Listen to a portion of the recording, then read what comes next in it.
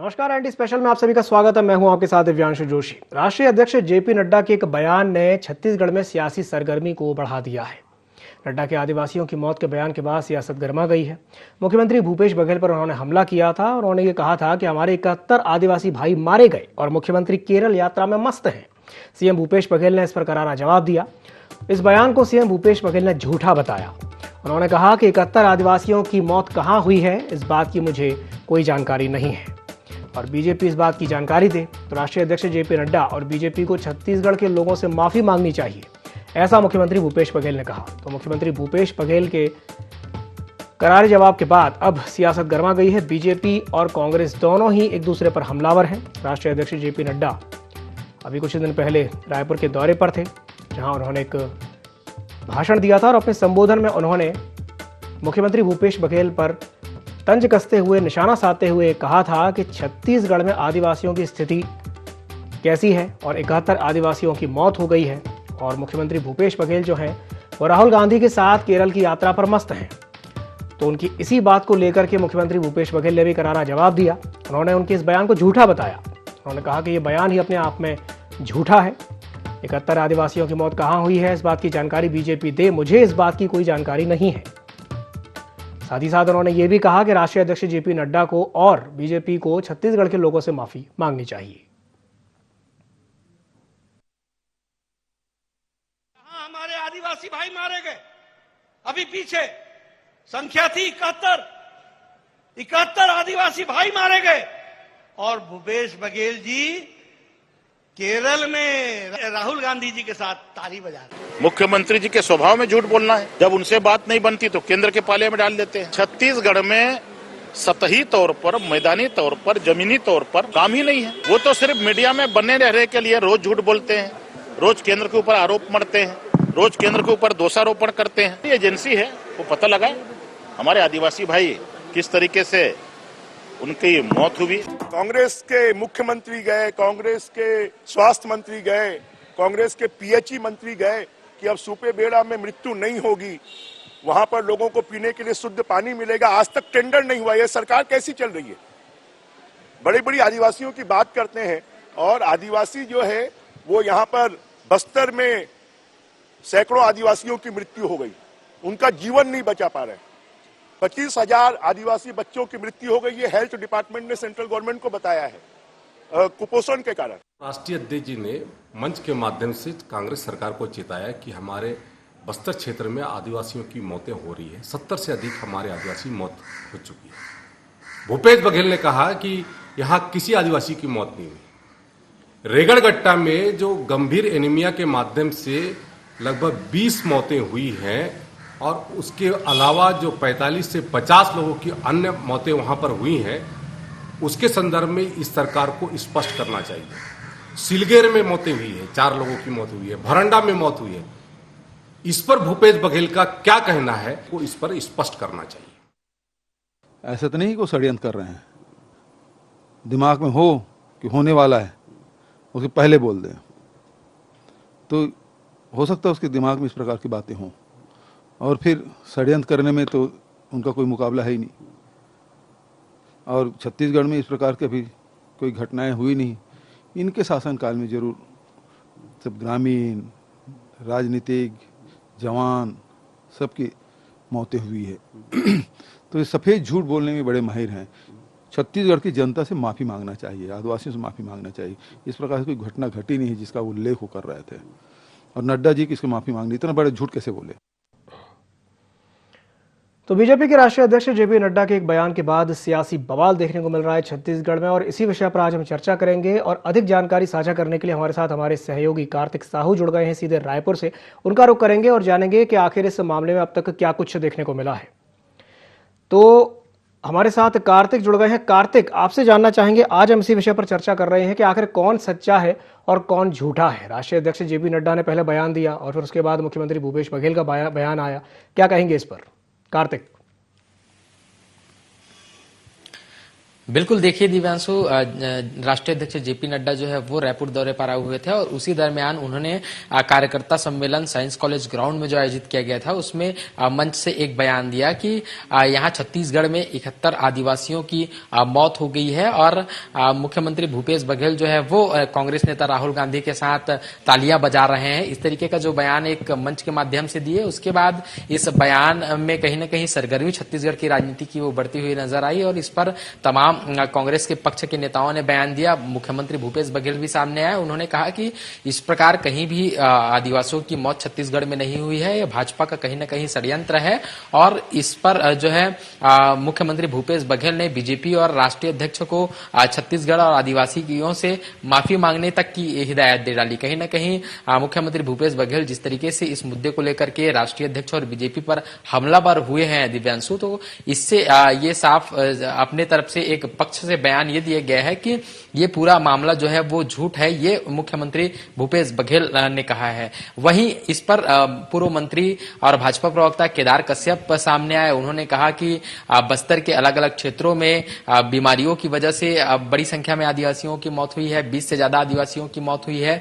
स्पष्टीकरण बीजेपी की तरफ से केदार कश्यप ने दिया। तो दोनों पक्षों के अपने अपने दावे हैं, अब इसमें कितना सच और कितना झूठ है ये तो देखने वाली बात होगी। ये जांच, ये जो बात है वो कहीं ना कहीं दोनों पक्षों की तरफ से निकल करके आ रही है। राष्ट्रीय अध्यक्ष जेपी नड्डा के एक बयान के बाद जो है सियासी सरगर्मी छत्तीसगढ़ में बढ़ गई है। मुख्यमंत्री भूपेश बघेल जो है वो इस को झूठा करार देते हुए इस बयान को भाजपा की साजिश बता रहे हैं। तो वहीं दूसरी पक्ष की बात करें तो बीजेपी भी इस पर यह कह रही है कि छत्तीसगढ़ सरकार स्पष्टीकरण दे, कितनी मौत हुई है उसका आंकड़ा बताए और केदार कश्यप ने बकायदा ये जो है जानकारी दी है कि कहीं ना कहीं सिलचर की बात करें या कुछ और अन्य वहां की जगह है जहां पर आदिवासियों की मौत जो है वो हुई है। तो कहीं ना कहीं इस मुद्दे पर अब पक्ष विपक्ष दोनों आमने सामने हैं। राष्ट्रीय अध्यक्ष जेपी नड्डा ने जो बयान दिया, जी कार्तिक हमारे साथ बने रहिए। इस बीच में हमारे साथ एक मेहमान जुड़ गए हैं, हमारे साथ अमित श्रीवास्तव जी जुड़ गए हैं जो कि कांग्रेस प्रवक्ता हैं। सर बहुत बहुत स्वागत है आपका ND24 में। थैंक यू दिव्यांशु जी। अमित जी, मेरा आपसे सवाल यही रहेगा कि नड्डा जी के इस बयान को आप किस तरीके से देखते हैं और क्या कुछ कहेंगे इस पर?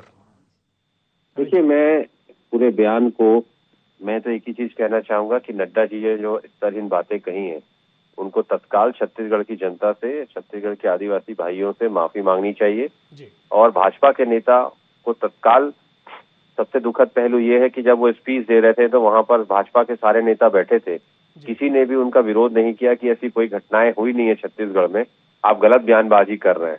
उसके बाद आज तीसरा दिन है, किसी ने भी उनके बयान पर माफी नहीं मांगी है। छत्तीसगढ़ की 2 करोड़ 80 लाख जनता पूछ रही है नड्डा जी से कि जिस प्रकार हम शुरू से दिव्यांशु जी कह रहे हैं कि हमारी सरकार को जिस प्रकार से लगातार ये षड्यंत्र करके बदनाम करने का प्रयास कर रहे हैं, ये उसका जीता जागता प्रमाण है कि इनके राष्ट्रीय अध्यक्ष आए। और आपको मैं बता दूं, जो उन्होंने स्पीच दी, 32 मिनट की उनकी स्पीच में 9 बार हमारे लाडले मुख्यमंत्री जी का नाम उन्होंने लिया। ये दर्शाता है कि कहीं ना कहीं पूरी भाजपा का राष्ट्रीय नेतृत्व और केंद्र प्रदेश का नेतृत्व भूपेश बघेल जी की कार्यशैली से प्रभावित भी है और डरा हुआ भी है। और अगर आप देखेंगे कि अगर उन्होंने वो नड्डा जी आए थे तो रमन सिंह सरकार की भ्रष्टाचार को जो उजागर करते ज्यादा बेहतर होता। लेकिन जिस प्रकार से हमारी सरकार अच्छा काम कर रही है और उस पर आरोप लगाना, और इन 4.25 सालों में दिव्यांशु जी एक भी ऐसा आरोप ना लगा पाए हैं ना सिद्ध कर पाए हैं। लेकिन लगातार अगर आप देखेंगे अपने भाषण में भाजपा के पूर्ववर्ती रमन सरकार के भ्रष्टाचार को अगर गिनाते तो ज्यादा बेहतर होता। लेकिन जिस प्रकार से स्काई वॉक और वीरान जो नया रायपुर में रमन सरकार के जो भ्रष्टाचार किया था, वो उसका जीता जागता प्रमाण हमको देखने को भी मिलता है। जिस प्रकार से छत्तीसगढ़ की जनता की गाड़ी कमाई का पैसा खर्चा हुआ और दोनों से ही जनता को कुछ फायदा नहीं हुआ। लेकिन नड्डा जी को ये सब बातों का मुझे लगता है कि ना ज्ञान है। और एक चीज आप देखिए कि जो 5 सवालों का हमने 5 सवाल उनसे उठाए थे, उन्होंने महंगाई पे बात नहीं करी, बेरोजगारी पे बात नहीं करी, 15 लाख कब आएगा वो नहीं बता पाए, अच्छे दिन कब आएंगे जनता के वो नहीं बता पाए, किसानों की आय दुगनी वो कब करेंगे वो कुछ नहीं बता पाए। और अपने जो उन्होंने भाषण जो झूठ का पिटारा और रमन सरकार अपने सरकार के आंकड़ों का जो उन्होंने झूठा जो यहाँ पर बयानबाजी की है, ये दर्शाता है कि भाजपा के लोग किसी भी हद पे जा सकते हैं। और कल एक कार्यक्रम में मुख्यमंत्री जी ने आशंका भी व्यक्त की है कि या तो वो बताएं, माफी मांगे, या हमें आशंका भी है कि जिस प्रकार से हमने झीरम घाटी में अपने नेताओं को खोया है, हमें आशंका है कि क्या ऐसी कोई घटना छत्तीसगढ़ में ये करने जा रहे हैं। ये सारी चीजें जनता को भी जानने का हक भी है और जनता जानना भी चाहती है कि किस बिना पे उन्होंने ये कहा कि ये घटना हुई है। और लगातार जो भाजपा के नेता यहाँ पर आ रहे हैं, आज देखिए 2 महीने के अंदर 19 से ज्यादा केंद्रीय मंत्री आए। ये अलग विषय है दिव्यांशु जी कि उन्होंने कुछ भी छत्तीसगढ़ को नहीं दिया। लगातार आप देखिए अमित शाह जी का दौरा हुआ हो, चाहे अभी रन के राष्ट्रीय अध्यक्ष जी यहाँ पर आए थे, लगातार मोहन भागवत जी यहाँ पर 36 उनके अनुसांगिक संगठनों का वहां पर मीटिंग कर रहे हैं। ये सारी चीजें बताती है कि भाजपा कहीं ना कहीं अंदर से डरी और घबराई हुई है। चलिए मैं प्रतिक्रिया लेता हूं। हमारे साथ एक और मेहमान जुड़ गए हैं चर्चा में। नरेश गुप्ता जी हमारे साथ जुड़ गए हैं, जो कि अध्यक्ष हैं बीजेपी प्रकोष्ठ के। नरेश जी, बहुत बहुत स्वागत है आपका इंडी 24 में। हाँ, नमस्कार, बोलिए। नरेश जी, अभी आपने बात सुनी होगी, अमित श्रीवास्तव जी हमारे साथ जुड़े हुए हैं, कांग्रेस प्रवक्ता, और वो ये कह रहे हैं कि जो बात राष्ट्रीय अध्यक्ष जेपी नड्डा जी ने कही है 71 आदिवासियों को लेकर के, वो पूरी तरह से तथ्यहीन है, वो पूरी तरह से झूठ है। और मुख्यमंत्री भूपेश बघेल ने ये कहा कि इस बात की जानकारी दें कि 71 आदिवासियों की मौत कहाँ हुई, कैसे हुई, उन्हें इस बारे में कुछ नहीं पता। क्या कहेंगे इस पर? अब ये मुख्यमंत्री को यदि ऐसी घटना की जानकारी नहीं हो तो ये बताता है कि मुख्यमंत्री कितने कैजुअल टाइप के मुख्यमंत्री हैं। और इस संबंध में पूर्व मंत्री केदार कश्यप जी का बयान भी आ गया है, शायद आपने उसे चलाया भी होगा जी। और ये बाइट आपके सिस्टम में दिया हुआ था। तो यदि मुख्यमंत्री ये बोले मुझे नहीं मालूम है, तो इससे ज्यादा शर्मनाक बात और इससे कैजुअल मैनर का मुख्यमंत्री कौन हो सकता है किसी प्रदेश के लिए। ये बड़ा दुर्भाग्यजनक बात है। ऐसा व्यक्ति मुख्यमंत्री है जिसपे आदिवासियों की मौत की जानकारी नहीं है। बड़ा दुर्भाग्यजनक बात है, ये बड़ा शर्मजनक बात है। ये तो प्रदेश की जनता के साथ कितना बड़ा मखौल और मजाक कर रहे हैं, ये मेरे को समझ में नहीं आ रही है बात। नरेश जी, वो तो यहाँ तक कह रहे हैं कि आपको माफी मांगनी चाहिए प्रदेश की जनता से। प्रदेश की जनता से माफी मांगने से पहले आपको वह जानकारी मिली कि नहीं, जो केदार कश्यप जी का जो बाइट आया है वो? जी मिली। हाँ जी, मिली है।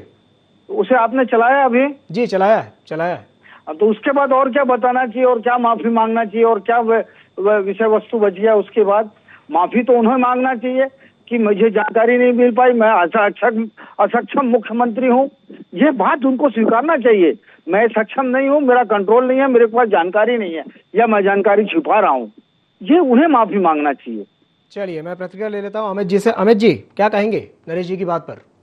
देखिए, केदार कश्यप जी की बाइट मैंने सुना नहीं है, लेकिन लगातार जिस प्रकार से मैंने आपसे एक ही चीज कहा कि नरेश गुप्ता जी बहुत ही सम्मानित भाजपा के प्रवक्ता है, मेरे बड़े भाई हैं, लेकिन वो बता नहीं पाए कि कौन से 2 दिन पूर्व उन्होंने कहा 71 आदिवासी भाइयों की जो हत्या का, वो नरेश गुप्ता जी बता दें कहां पर हुई है। नहीं तो माफी मांगना चाहिए भाजपा के नेताओं को। मेरा बस एक सीधा से मैं बड़ी विनम्रता के साथ उनसे पूछ रहा हूँ, आप बता दीजिए कि ये घटना कहाँ कारित हुई है, नहीं तो भाजपा को माफी मांगनी चाहिए। और उन भाजपा नेताओं को शर्म आनी चाहिए जो उस समय स्टेज में बैठे थे और उन्होंने जब वो कह रहे थे तो उन्होंने टोका नहीं, और आज 3 दिन हो गया अगर उसका खंडन नहीं किए तो इससे ज्यादा दुखद पहलू और कुछ भी नहीं हो सकता राजनीति में।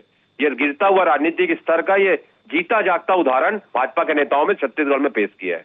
अमित जी, नरेश जी का इशारा इस तरफ है कि प्रदेश में अगर ऐसा हुआ है, 71 आदिवासी मारे गए हैं, तो इतनी बड़ी बात मुख्यमंत्री के संज्ञान में क्यों नहीं आई? उनका कहना सिर्फ इतना सा है कि अगर वहां पर घटना ऐसी हुई है तो वो उनके संज्ञान में क्यों नहीं आई? आपने नड्डा जी का पूरा बयान सुना है अच्छे से? जी दिव्यांशु जी, उन्होंने कहा 2 दिन पूर्व, तो बता दें कहां पर घटना हुई है। अभी तक कोई भी भाजपा का नेता ये क्यों नहीं बता रहा है? नरेश भैया से मैं बड़ी विनम्रता से पूछ रहा हूँ, आप बता दें साहब, नहीं तो आप माफी मांग ले भाजपा पार्टी। चलिए, नरेश जी जी मैं नरेश जी से प्रतिक्रिया ले लेता हूँ। नरेश जी, क्या कहेंगे इस पर? सुनिए ना, केदार कश्यप जी का बयान उन्हें सुना दीजिए। आप यदि केदार कश्यप जी के बयान को सुनने के बाद मुख्यमंत्री भूपेश बघेल, राहुल गांधी क्या माफी मांगेंगे इस प्रदेश की जनता से? राहुल गांधी माफी मांगेंगे कि मैं एक असक्षम व्यक्ति को मुख्यमंत्री बनाया हूं करके? चलिए, और यदि इन्हें ये जानकारी, आप दोनों की बात को सर आंखों पर रखते हुए मैं चाहूंगा और अपनी टीम से निवेदन करूंगा कि एक बार केदार कश्यप जी का जो बयान था उसको दोबारा से सुनवाया जाए कि केदार कश्यप जी ने क्या कहा। आप दोनों ही उसे एक बार अच्छे से सुन लीजिए। मैं चाहूंगा, अपनी टीम से रिक्वेस्ट करूंगा कि एक बार जो केदार कश्यप जी ने जो कुछ कहा है उसको एक बार हम सुने कि उन्होंने क्या कुछ कहा है। राष्ट्रीय अध्यक्ष जी ने मंच के माध्यम से कांग्रेस सरकार को चेताया कि हमारे बस्तर क्षेत्र में आदिवासियों की मौतें हो रही है। 70 से अधिक हमारे आदिवासी मौत हो चुकी है। भूपेश बघेल ने कहा कि यहाँ किसी आदिवासी की मौत नहीं हुई। रेगड़गट्टा में जो गंभीर एनीमिया के माध्यम से लगभग 20 मौतें हुई हैं और उसके अलावा जो 45 से 50 लोगों की अन्य मौतें वहां पर हुई हैं, उसके संदर्भ में इस सरकार को स्पष्ट करना चाहिए। सिलगेर में मौतें हुई है, 4 लोगों की मौत हुई है, भरंडा में मौत हुई है। इस पर भूपेश बघेल का क्या कहना है, वो इस पर स्पष्ट करना चाहिए। जी अमित जी, आपने उनका बयान सुना। वो कह रहे हैं कि रेगड़गट्टा में एनीमिया से 20 मौतें हुई हैं, सिलगेर में 4 मौतें हुई हैं। क्या कहेंगे? देखिए, आप पूरा उनका अगर आप बयान सुनेंगे जी, तो लगातार उन्होंने कहा था कि 2 दिन पूर्व 71 आदिवासियों की हत्या हुई है। और वो अगर आप देखेंगे दोनों बयान में बहुत एक कॉन्ट्रडिक्शन है। वो क्लियर नहीं कर रहे हैं कि 71 कहाँ है। हो सकता है 20 की हुई है, यहाँ हुई है, वहां हुई है। ये तो काउंटर कर रहे हैं जो कल मुख्यमंत्री जी ने आशंका जाहिर की कि देखिए जिस प्रकार से इनको बताना चाहिए, तो ये जबरदस्ती इनको बलि का बकरा बनाया जा रहा है जिस प्रकार से इनको लाया गया है। और आप देखिए कि ये ऑथेंटिक नहीं बता पा रहे हैं कि 71, 4, 20 और अन्य आप अगर है स्पेसिफाई करिए। 71 वो कौन है, उनका नाम दीजिए, कहां पर है, घटना कब घटी, स्पेसिफिक ये नहीं बता पा रहे हैं। मुझे ऐसा लगता है दिव्यांशु जी, जो मैं कहता हूं ना कि बीजेपी के लोग 2 कामों में बड़े माहिर होते हैं। आधे समय सच को छुपाते हैं और आधे समय झूठ को फैलाते हैं। ये वही काम कर रहे हैं। और अभी बहुत ही सम्मानित हमारे नरेश भैया कह रहे थे अब राहुल गांधी जी माफी मांगेंगे, तो क्या हमारे मुख्यमंत्री जी को 41 अवार्ड इनकी अक्षम सरकार ने दिया है क्या, जो केंद्र में बैठी है? अरे हम अच्छा काम कर रहे हैं, इसलिए 41 से ज्यादा अवार्ड हमें केंद्र की सरकार ने दिया है। गौ माता के लिए हमने अच्छा काम किया तो आरएसएस ने आके मुख्यमंत्री जी का सम्मान किया। तो ये क्या सारे चीजों को गलत मानते हैं नरेश गुप्ता जी? अपने नेताओं को झूठा कह रहे हैं, अपने नेताओं को क्या ये अक्षम मान रहे हैं? नहीं साहब, देखिए राजनीति का स्तर इतना भी मत गिराइए आप लोग। राजनीति में अच्छा बुरा चलता है, हम लगातार अच्छे काम कर रहे हैं। अच्छा बुरा चलता है, आपने बिल्कुल सही कहा अमित जी। जी बिल्कुल। चलिए, हमारे साथ चर्चा में एक और मेहमान जुड़ गए। हमारे साथ उचित शर्मा जी जुड़ गए हैं, जो कि वरिष्ठ पत्रकार हैं। उचित जी, बहुत बहुत स्वागत है आपका IND24 में। जी नमस्कार दिव्यांशु जी। नमस्कार उचित जी, मेरा आपसे सवाल यही रहेगा कि जिस तरीके की सियासत इस वक्त हम देख रहे हैं छत्तीसगढ़ में, राष्ट्रीय अध्यक्ष JP नड्डा जी के बयान के बाद, जिसमें उन्होंने ये कहा था कि 71 आदिवासी मारे गए 2 दिन पहले, और मुख्यमंत्री भूपेश बघेल तालियां बजा रहे हैं राहुल गांधी के साथ केरल में। आप उनके इस बयान को किस तरह से देखते हैं और क्या कहेंगे इस पर, उचित जी? जी, कल जो हुआ हमने सुना 71 आदिवासी वाली बात जो हुई परसों के दिन JP नड्डा जी जो बोले कि देखिए अभी जो भाजपा जो भी कर रही है वो विंडो ड्रेसिंग वाला काम कर रही है, तुष्टिकरण का काम कर रही है। वो 71 की जगह 171 भी बोल सकते थे, फिर साल भर के डेटा भी दे सकते थे।